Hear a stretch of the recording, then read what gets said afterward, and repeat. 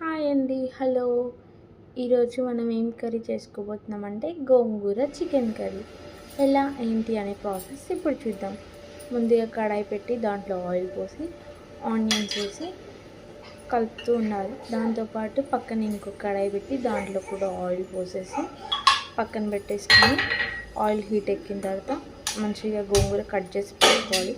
Cut చేసి పెట్టుకున్న గోంగూరని మంచిగా కడిగేసి కడాయిలో వేయాలి. కడాయిలో వేసి కలపాలి. కలుపుతూ ఉండగా అది మగ్గుతుంటుంది. దాంతోపాటు ఆనియన్స్ని కూడా ఫ్రై చేయాలి. మంచిగా బ్రౌన్ కలర్లో వచ్చే వరకు మంచిగా ఫ్రై చేసుకోవాలి. చేసుకున్న తర్వాత కొంచెం పసుపు, అల్లం వెల్లిగడ్డ పేస్ట్ వేసి మంచిగా కలుపుకోవాలి. దీన్ని కలుపుతూ దాన్ని కూడా కలుపుతూ ఉండాలి. మంచిగా కడిగి పెట్టుకున్న చికెన్ని వేసేసి మంచిగా కలిపి మూత పెట్టి మగ్గనియాలి. ఇది మగ్గేలోపు మళ్ళీ అది కలుపుతూ ఉండాలి. నెక్స్ట్ ఏం చేయాలంటే సాల్ట్ వేయాలి. సాల్ట్ వేసి కారం వేయాలి. కారం వేసి మంచిగా మగ్గియాలి.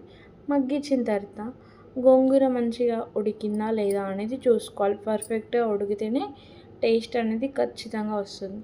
ఎందుకంటే ఉడకకపోతే అంత స్మెల్ వస్తుంది. కాబట్టి ముక్క ఉడికిందా లేదా, గోంగూర మంచిగా ఉడికిందా లేదా అనేది కూడా చూసుకోవాలి.